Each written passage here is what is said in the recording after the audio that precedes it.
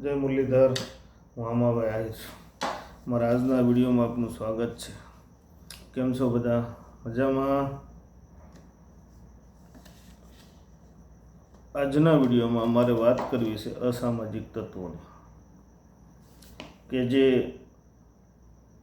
બેફામ બન્યા છે, જે ગુંડા તત્વો છે, અસામાજિક તત્વો છે, જેનો પબ્લિકમાં, સોસાયટીમાં તો ભય ફેલાયેલો છે, લેકિન ફરજ ઉપર રહેલ પોલીસકર્મી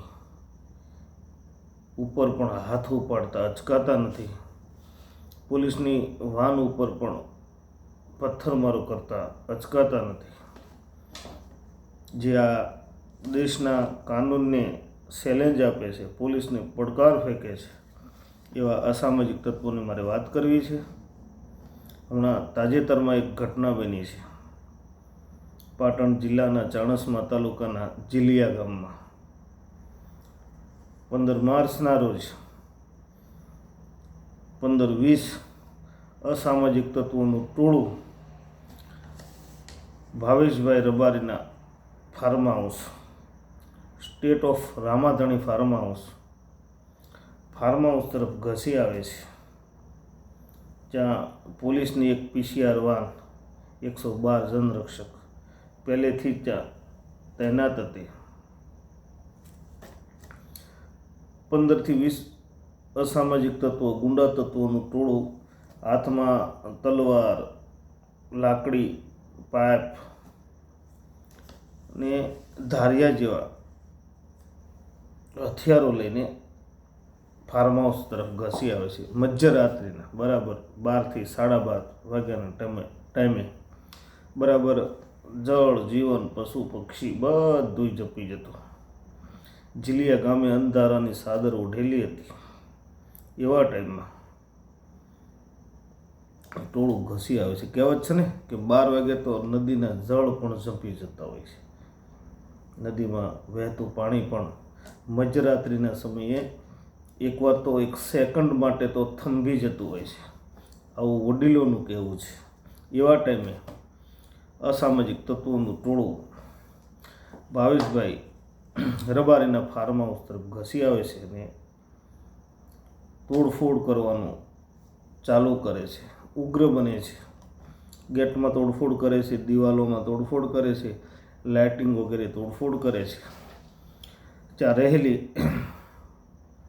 પોલીસની જનરક્ષક વાન 112 નંબર વાન ઉપર પણ હુમલા કરે છે. પોલીસ કર્મી ઉપર પણ હુમલાઓ કરે છે.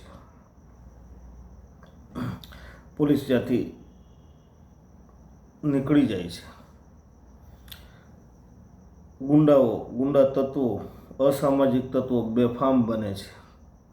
તોડફોડ, વાહનોમાં તોડફોડ, ફાર્મ હાઉસમાં તોડફોડ, બેફામ બને છે, તોડફોડ કરે છે. હથિયારોથી સજ્જ આ ટોળાએ ઘણું બધું નુકસાન કર્યું ફાર્મ હાઉસમાં. પોલીસ ત્યાંથી ભાગી નીકળે છે. પોલીસની કામગીરી ઉપર સવાલો ઉઠે છે. બીજા દિવસે એટલે કે 16 તારીખના રોજ મોટી સંખ્યામાં પોલીસ કાફલો ત્યાં ખડકી દેવામાં આવે છે. સોશિયલ મીડિયામાં એનો વિડીયો વાયરલ થાય છે. CCTV ફૂટેજ પ્રમાણે વિડીયોમાંથી 18 જણાની ઓળખ થાય છે. તાત્કાલિક યુદ્ધના ધોરણે 18 જણાને ઝડપી લેવામાં આવે છે. પોલીસ ઉપર પણ એક્શન થાય છે. એક PI સહિત 8 પોલીસ કર્મીની ફરજમાં બેદરકારી દાખવી એ બદલ સસ્પેન્ડ કરવામાં આવે છે. એક GRDના જવાનની નોકરીમાંથી હાથ ધોઈ નાખવા પડે છે. બીજે દિવસે 18 જેટલા અસામાજિક તત્વો, ગુંડા તત્વો ધરપકડ કરીને એનો વરઘોડો કાઢે છે. ટાંટિયાતોડ સર્વિસ કરે છે. જે આ દેશના કાનૂનને પડકાર ફેંક્યો હતો. દેશના લો એન્ડ ઓર્ડરને ચેલેન્જ આપી હતી. જીલિયા ગામમાં શાંતિ દોડવાનું કામ કર્યું હતું. એવા માથાભારે તત્વોને ભર બજારમાં, સાણસમાની બજારમાં ભર બજારમાં વરઘોડો કાઢવામાં આવે છે. પબ્લિકના ટોળા જોવા ઉમટે છે. અસામાજિક તત્વોને દોરડા વડે બાંધીને 18 અસામાજિક તત્વોને દોરડા વડે બાંધીને અલગ અલગ એરિયામાં, બજારોમાં, રસ્તાઓ, રોડ ઉપર લઈ જવામાં આવે છે.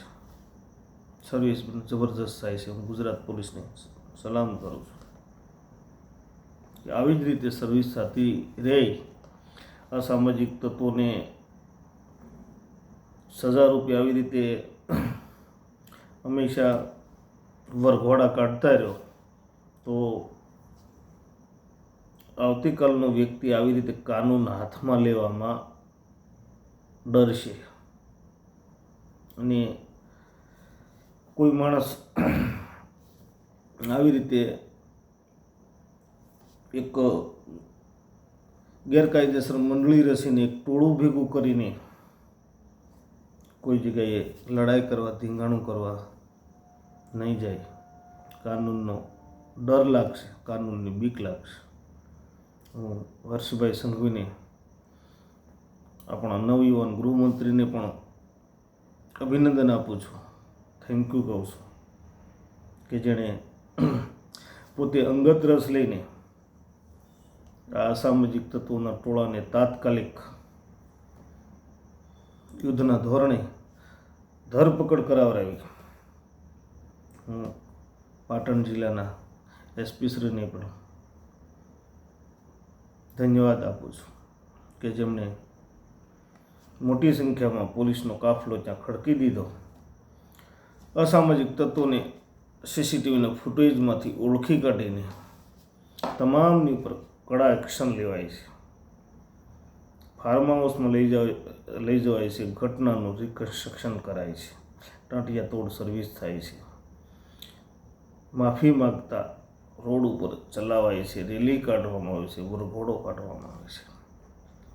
આ જોઈને બીજા જે અસામાજિક તત્વો છે એના દિલમાં પણ ડર બેસે, એના દિલમાં પણ ડર રહે. રસ્તા ઉપર માફી માગતો લોકોએ વરઘોડો જોયો. આ સામાજિક તત્વોનો જે પણ એરિયામાં ત્રાસ હતો, જે પૈસાની લેતી દેતીમાં કે વ્યાજવટામાં જે લોકોને હેરાન કરતા હતા, એ લોકોમાં ડરનો માહોલ ઓછો થયો છે, ભયનો માહોલ ઓછો થયો છે. અને હું તો ગૃહમંત્રી હર્ષભાઈ સંઘવીને અને ગુજરાત પોલીસને મારા વિડીયોના માધ્યમથી સંદેશો આપું છું કે આવી રીતે લોકોને, આવા અસામાજિક તત્વોને ટાઈમે ટાઈમે વરઘોડા કાઢતા રહ્યો તો આ સમાજ, આ સોસાયટીમાં પોલીસ પ્રત્યે વિશ્વાસ એવો ને એવો બની રહે છે. આ બનાવ બન્યો ત્યારે ત્યાંથી પોલીસ નીકળી ગઈ. લોકોમાં પોલીસ પ્રત્યે અવિશ્વાસની લાગણી પેદા થઈ હતી. લેકિન જે બીજા દિવસે સરઘસ કાઢવામાં આવ્યું, આરોપીને ટાંટિયા તોડ સર્વિસ કરવામાં આવી, એમાં પબ્લિકનો, આ સોસાયટી, આ સમાજનો પોલીસ ઉપર વિશ્વાસ વધ્યો. પોલીસ અમારી સાથે છે એવું લોકોએ ફીલ કર્યું, એવું લોકોએ વિચાર્યું. અને હાલમાં એ ગામની અંદર, જીલિયા ગામમાં પોલીસ બંદોબસ્ત છે, લેકિન તણાવયુક્ત કે તણાવમાં અત્યારે હાલમાં કોઈ આ તણાવયુક્ત નથી. ગામમાં કોઈ તણાવયુક્ત પરિસ્થિતિ નથી. આસાનીથી લોકો જે કામ કરતા હતા કામ કરે છે, જાય આવે છે. અને કોઈ પ્રકારનો ભયનો માહોલ, ડરનો માહોલ હાલમાં કોઈ પણ પ્રકારનો છે નહીં. ને આવી રીતે ગુજરાત પોલીસ ટાંટિયાતોડ સર્વિસ કરે તો લોકોમાં થોડો પોલીસ પ્રત્યેનો ડર રહે ને રહેવો જરૂરી છે. દેશના કાનૂનથી માણસ ડરવો જોઈએ, આપણા લોકતંત્રથી માણસને ડર લાગવો જોઈએ, પોલીસ તંત્રથી, ન્યાયતંત્રથી. લેકિન આ ડર, આ તમામ ડર લાગવા જોઈએ ખોટું કરવાવાળા અસામાજિક તત્વોને ડર લાગવો જોઈએ. અસામાજિક તત્વો એટલે કે જે આપણા દેશના કાનૂનને જે ચેલેન્જ આપે, પોલીસને પડકાર ફેંકે, પોલીસ ઉપર હુમલા કરે, પોલીસ વાહન ઉપર હુમલા કરે, જે નિર્દોષ લોકોમાં ભયનો માહોલ પેદા કરે, ગામમાં તણાવયુક્ત પરિસ્થિતિ પેદા કરે, આ લોકોને અસામાજિક તત્વો કહેવામાં આવે છે, જે ગુંડા તત્વો છે. અને તો તાત્કાલિક ડામમાં ના જ રહે. ને હમણાં છેલ્લા 5 દિવસની અંદર આવી 2 ઘટના બની કે જેને ટોળાને કોઈ પ્રકારનો ડર નથી. ને ટોળું એટલું ઉગ્ર બને છે કે પોલીસના વાહન ઉપર, PCR વાહન ઉપર પણ પથ્થરમારા કરે છે, ફરજમાં રહેલા પોલીસકર્મી ઉપર પણ હુમલાઓ કરે છે, પોલીસ સાથે પણ ઝપાઝપી કરે છે. હમણાંના 2 બનાવ આવા સામે આવ્યા છે. એક બનાસકાંઠાના ઊણ ગામનો, જ્યાં પણ 1000થી વધુ લોકોના ટોળાએ ઊણ ગામમાં જઈને તોડફોડ કરી, લોકોના ઘરોમાં ઘૂસીને મારવામાં આવ્યું, લોકોના વાહનમાં નુકસાન પહોંચાડ્યું. અને એના પહેલાં 3 દિવસ પહેલાં જીલિયા ગામમાં બનાવ બન્યો. એટલે જે આજ 5 દિવસની અંદર આવા ઉત્તર ગુજરાતમાં સિર્ફ 2 બનાવ બન્યા. સિર્ફ ઉત્તર ગુજરાતમાં જ 2 બનાવ બન્યા. આવા ગુજરાતમાં જ્યાં બનાવ બને છે ત્યાં આવા અસામાજિક તત્વોને ડામવા માટે ગુજરાત સરકાર તાત્કાલિક એક્શન લઈને તાત્કાલિક આ ગુંડા તત્વોને ડામવાનું કામ કરે છે. એ સરાહનીય છે. ઓકે, ધન્યવાદ. મને અત્યાર સુધી આપને સાંભળ્યો એ બદલ આપનો આભાર માનું છું. મારો વિડીયો આપને સારો લાગ્યો હોય તો મારો વિડીયો લાઈક કરજો, તમારા મિત્રો સાથે શેર કરજો, મારી ચેનલને સબસ્ક્રાઈબ કરજો. ઓકે, અને જે પણ આ મેટરની અંદર કોઈ પણ મેટરમાં, જેમ કે આ ઊણ ગામની મેટર છે અને આ જીલિયા ગામની મેટર, બંને મેટરમાં કોઈ પણ નવા વળાંક આવશે તો હું મારા વિડીયોના માધ્યમથી આપને જણાવીશ. ઓકે, જય શ્રી કૃષ્ણ.